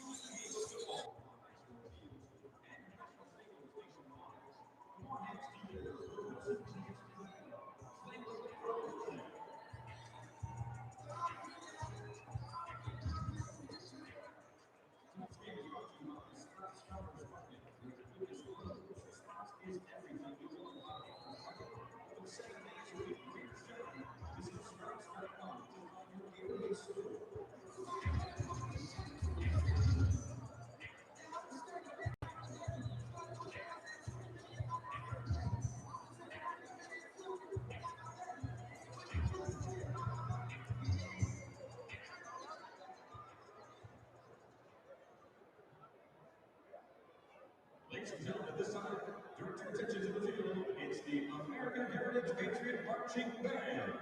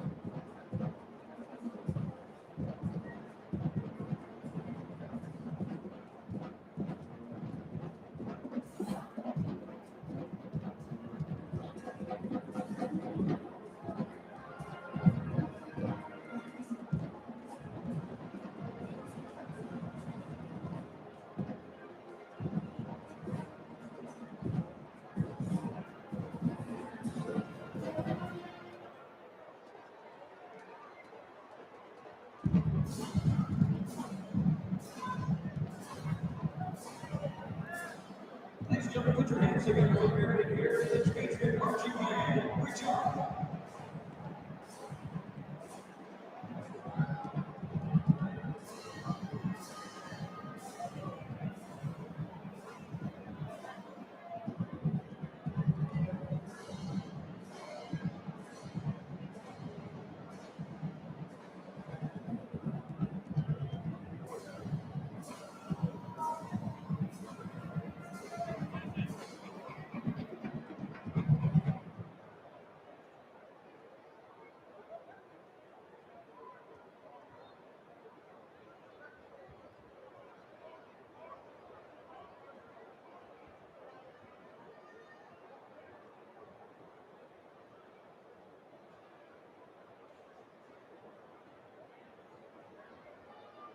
Ladies and gentlemen, this time, please welcome the Miami Central Marching Rockets Band.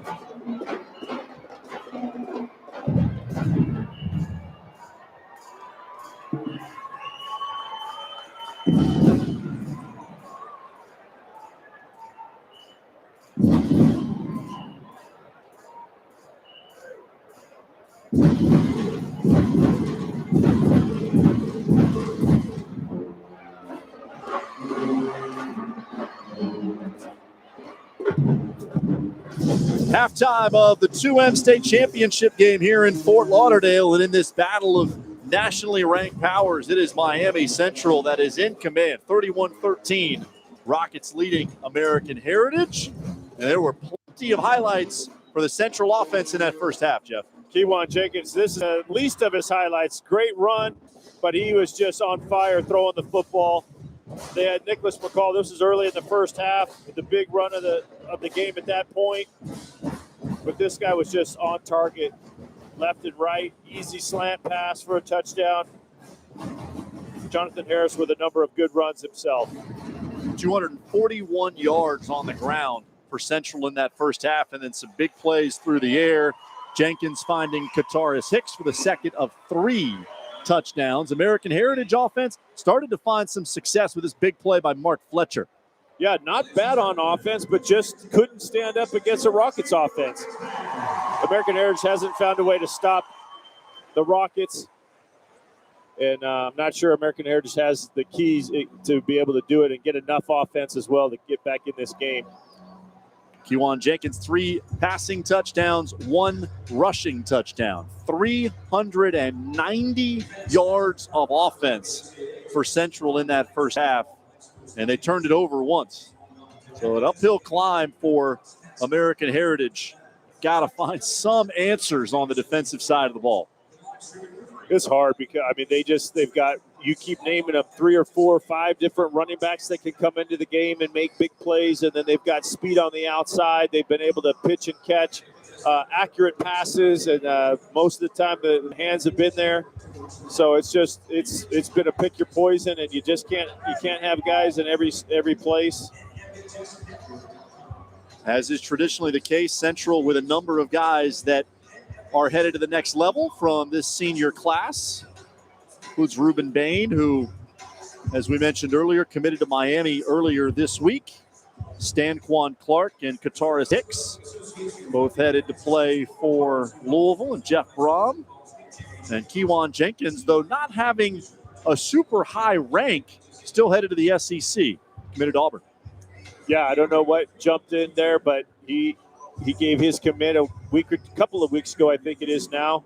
But he is showing that he is every bit that star player that could do great things at Auburn and in the SEC.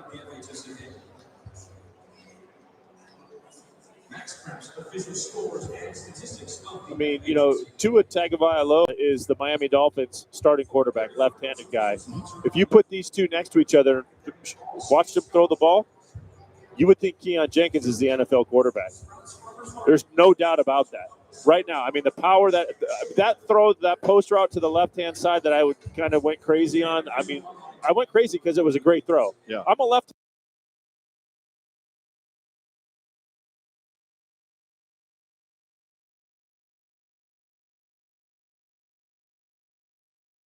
And a quarterback. I'm in awe right now watching some of those throws. They're really, really impressive. Kewan Jenkins has engineered this offense to near perfection in that first half, and a big smile on his face. Jubadale Joseph told us he's the heartbeat of the team, that he is consistently making sure that teammates play to the standard that's expected in this Central program.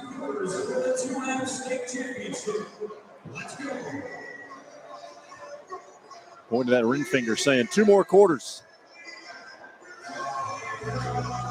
American Heritage will have it first here in the third period. Brandon Ennis, still 2 quarters to try to do something special for American Heritage. He's looked really good on his kick return so far.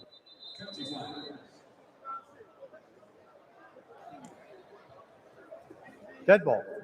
Delay game. Kicking team. 5 yards. Re-kick. Not sure I've ever seen a delay of game for a kickoff that's at the start of the game or the start of a half. I actually have seen it maybe a couple of different times. It's kind of an unforgivable penalty. What the kickers either can't, there's too much noise and you cannot hear the whistle, the referee's supposed to, that's the white hat in the back of the end zone back there. He's supposed to blow his whistle and get attention. The kicker is supposed to get the attention and understand it that he's on the clock. It just lets it wind down.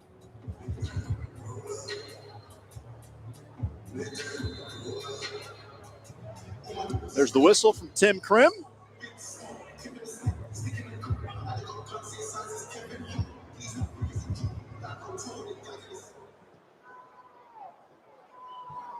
Ennis from the 11.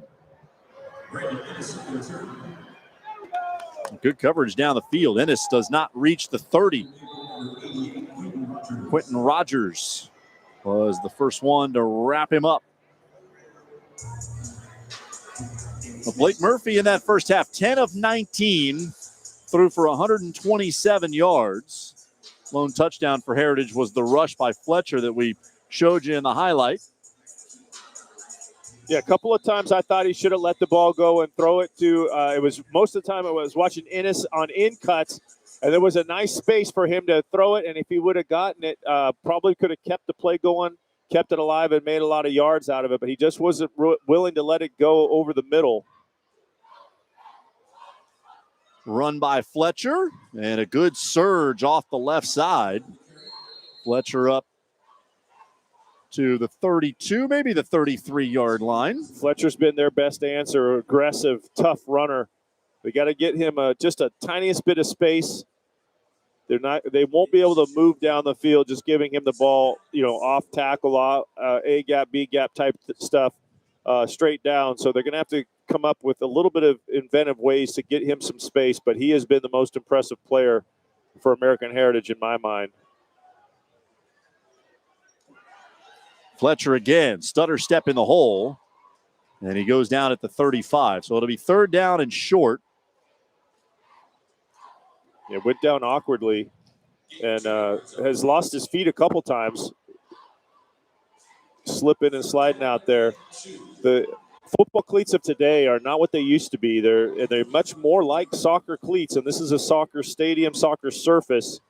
But the way soccer players cut is completely different than the way football players cut and chewing up the grass. Third straight run by Fletcher and a good burst this time. Just shy of midfield. One of his better runs tonight. Yep, that's the guy. Got him outside just enough. Maybe could have called a hold on the edge there.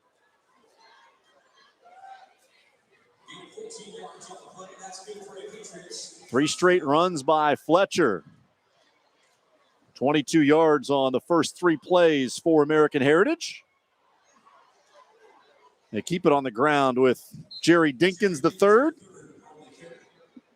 Dinkins is a versatile guy on this offense. We've seen him line up at receiver quite often, but his primary position is running back. I mentioned it earlier. Stanquan Clark, just an imposing figure as he stands and comes downhill, plays downhill hard towards the line of scrimmage.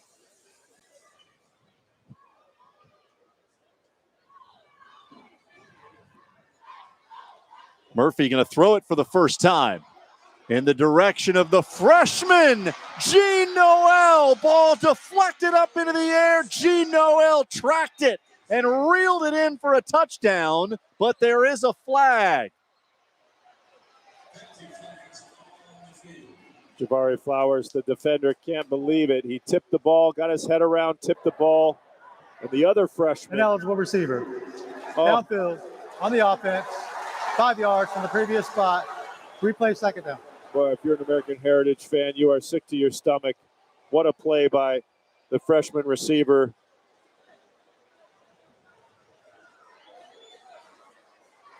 Slightly underthrown. Jabari Flowers gets his head around, gets his hand on the ball. Gene Noel keeps his feet and keeps his eyes on it. Comes all the way back, though. 2nd and 13. Didn't get a good look based on that replay, but you said this in one of the earlier games. He gets rid of it so fast, it's hard to imagine that there's a lineman more than 3 yards down the field. Yeah, and that was a pure pass play, so I don't know. We'd have to go back and take a look from the side view. That's going to be ruled incomplete as it was jarred free. Dinkins trying to make the catch, and it was the man who was in coverage on the last play, Javari Flowers. He never possessed this ball. He's bobbling it from the very beginning, never got it put away at all. Good call by the referee.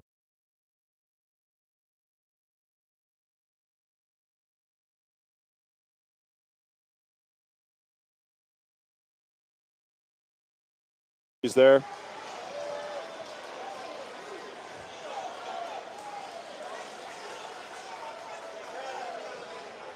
Again, big hit by a freshman. 2 big plays in a row. That's what's amazing about this Central program. You've got guys like Bain out there who's, 4-year varsity player, a couple others in that senior class, and then some other freshmen who are contributing. Murphy will try to run for it, and he's going to make it. Marked it right at the 41. That should be enough. He has got really good wheels. And, you had just said it right before the snap, you said Ruben Bain. So I took a look. Jimmy Williams is doing a job on him, man. He has him down on the ground over there. Jimmy Williams the third, 6'5", 280 junior, 2-year starter. Goodness gracious, he's doing a great job against one of the best players in the country. Now, Mike Smith raved about Williams as a technical lineman, said his technique is terrific. Lewis on the run down to the 35. And the challenge of going up against a guy like Bain, who was just given the prestigious Nat Moore Award that goes to South Florida's best high school football player. It's essentially the Heisman Trophy of high school football in South Florida. But Jimmy Williams, more than holding his own. He really is.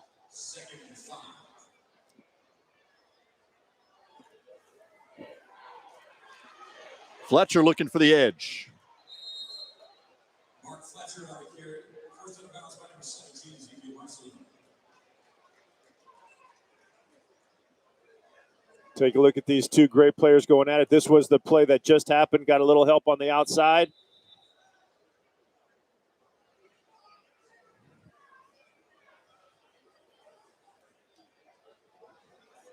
And we asked Mike Smith about what the plan would be against Bain.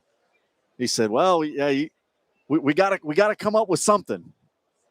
And so far, the plan is for Jimmy Williams to handle him out there on the edge. They had moved the chains. The official on the far sideline thought it was a first down. So he had the chain crew move, so they had to reset the chains. And they've marked the ball a yard shy of the first down. Totally not fair for the referee to wind the clock. He wound the clock. They haven't moved the 25-second clock. This is very odd. Now they just started the 25-second clock. Both teams went to the sideline like it was a timeout, and then the referee, while they're in a timeout, winds the clock. Also got it listed as second down, but it's actually third down. Heritage may end up with an extra play out of this if they don't get it, but they do with Fletcher. Needed one, got two, and it will give the Patriots a fresh set of downs at the 30.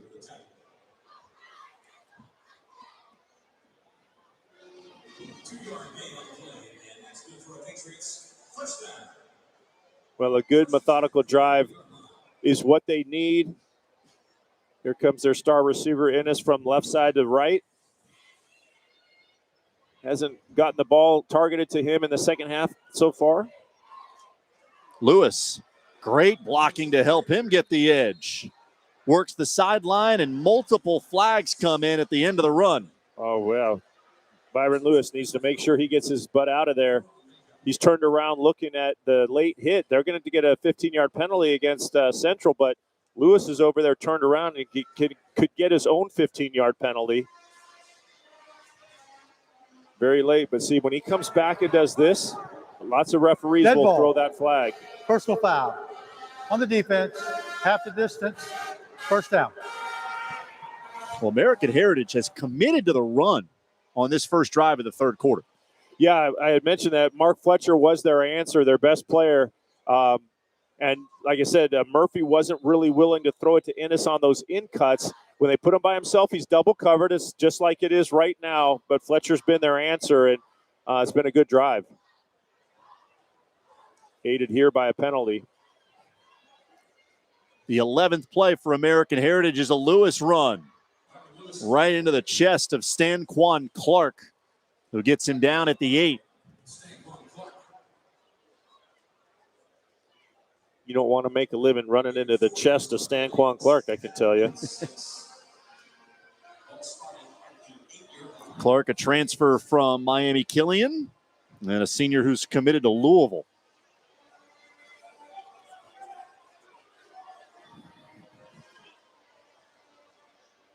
Fletcher pops it down inside the 5. Well, you wonder what the first half would have been like if American Heritage had put more emphasis on trying to run the ball with Fletcher and Byron Lewis based on the way this first drive is going. Well, I'll tell you, it may be one score closer, potentially, but the Miami Central Rockets have been unstoppable offensively. They've just been on their P's and Q's all the way through. 3rd down and 2. Fletcher straight ahead, and he should have enough for the first down. Yeah, it depends on the spot. Just depends on where they put the football down. They're putting a 3 up. I thought Fletcher got it.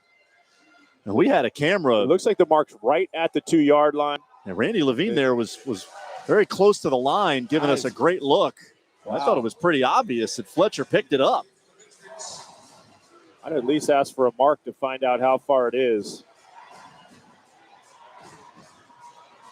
So here we go. 4th down and less than a yard at the midway point of the 3rd quarter. Going to try to run it, and the ball was mishandled.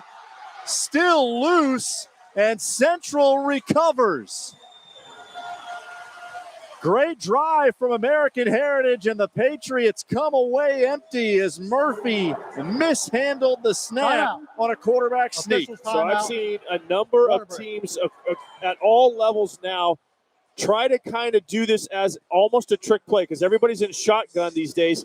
They kind of rush the quarterback up under center, and I have seen now more fumbled snaps in that situation, including Josh Allen and the Buffalo Bills took a safety the other day.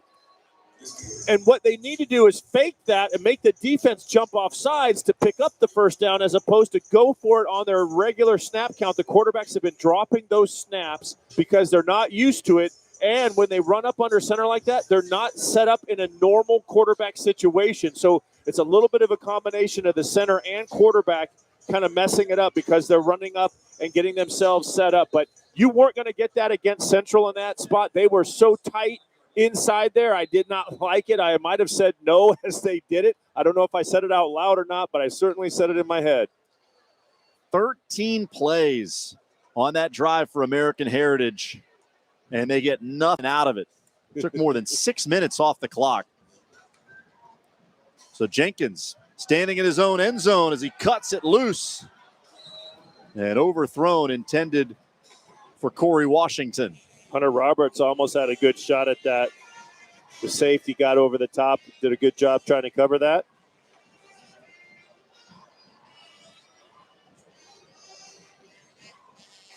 Jordan Rich, only a sophomore out there trying to stop these big-time receivers.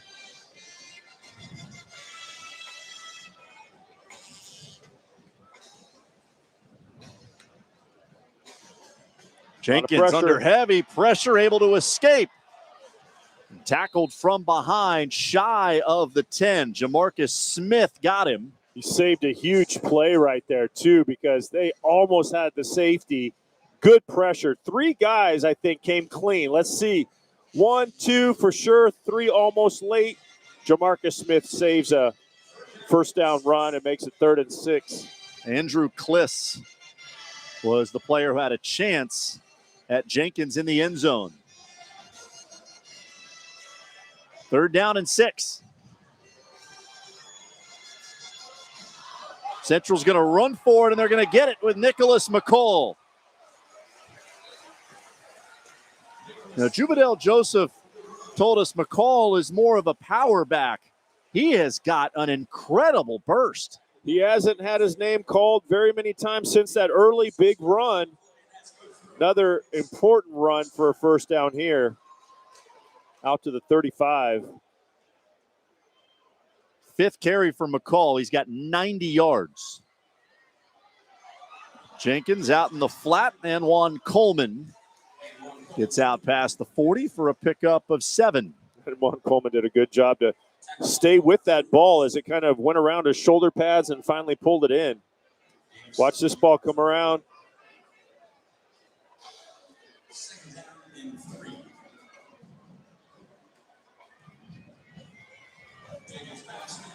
Similar play, they run it the other way, and this time Coleman is tackled behind the line of scrimmage.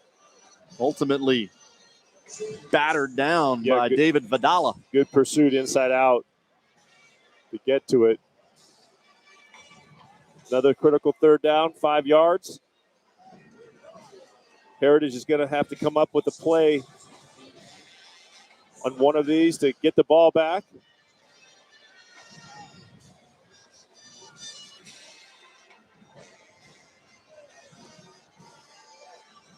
Once again, a run on third down. And Heritage is up to the task. That left tackle area looked good for them and for McCall. The last time they had third down, this time Heritage is ready for it. A good job to get off the field. Ennis goes back deep for the return. This is going to be the first punt of the game for Central.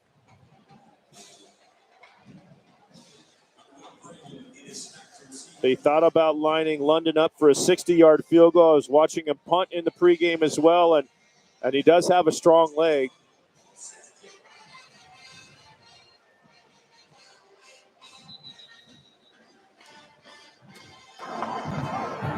Timeout. Timeout. For a team trying to come back, you need every timeout you can get. American Heritage burns one there prior to 4th and 4. Patriots try to play a challenging schedule every year. This season, no exception. Started the year with a win over Los Alamitos. That is literally down the street from where I live, or where I grew up. How about that? They were in our same district. The coach told me they had the number 1 quarterback in the nation. And they actually opened the season by playing at Lowndes County, Georgia, which doesn't have as much national acclaim. But that was a game played in front of 8,000 people. Own loss came against Chaminade Madonna, which is ranked 5th in the country. Seems like we keep hearing that. Look at this. Bad snap over the head of London. He's back inside his own 10, can't get it away. And the ball is at the 5-yard line, recovered by American Heritage.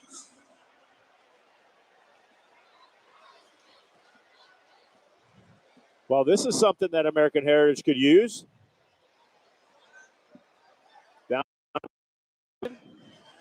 One-handed snapper. Snaps it over the head. David Vidala got a hold of James London, who whiffed trying to kick it. Yeah, I'm not sure what London would have gotten out of that because it was going to go sideways at best. But Vidala does a great hustle job to get down there and create more chaos. So very quickly, it's 1st and goal for American Heritage. Ball at the 7-yard line. Fletcher out of the eye. And they're going to mark him down at about the half-yard line. Wow. And he shakes the hand of the official. Nice little bit of sportsmanship there from Fletcher. I'd like to see that again. See where the ball was when that knee hit. Stanquan Clark is hurt and unable to limp over to the central sideline as we take you back to the Fletcher run.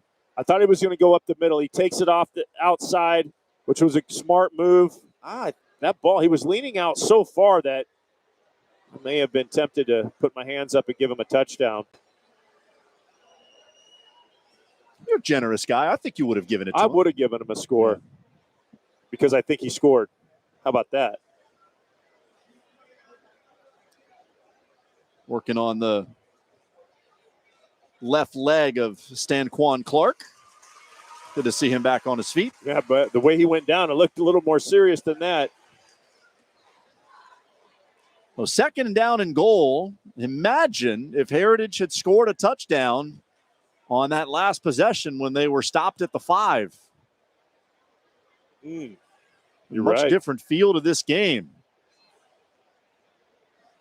Patriots get their first defensive stop, force a punt, bad snap over the head of the central punter, and now set up inside the 5. They give it to Lewis, and he is in. Byron Lewis with his 11th touchdown of the year. That makes it 31-19. Going to go for 2. Going to try to play catch up faster. Make it a 10-point game if they're successful.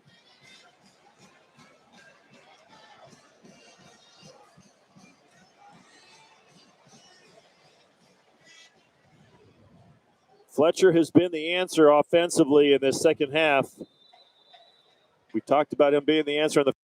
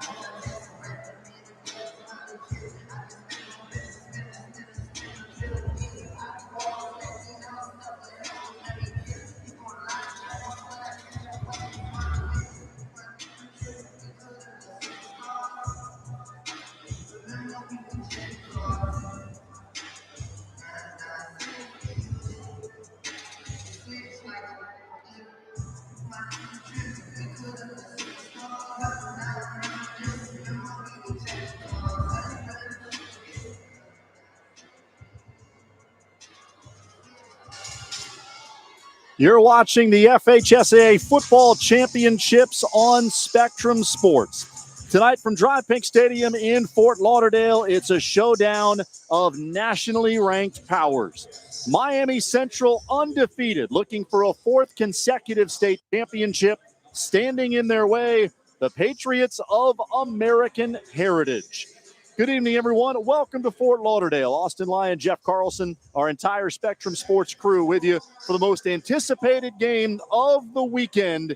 It is the 2M State Final. A look at how each of these teams advanced to this championship game. Central unbeaten this season, 2-touchdown victory over Miami Norland, and then an 18-point win over Lakewood out of St. Petersburg. American Heritage knocked off Cardinal Gibbons, raced out to a big lead against Jacksonville Bowls in the semifinals, had to hang on late for a 21-14 win to earn a spot in this championship game. Tons of high-level talent on both sides tonight for American Heritage. It starts with Ohio State commit Brandon Innes. Can do it all. Played some quarterback before, but look at the numbers. When you're over 1,000 yards as a receiver,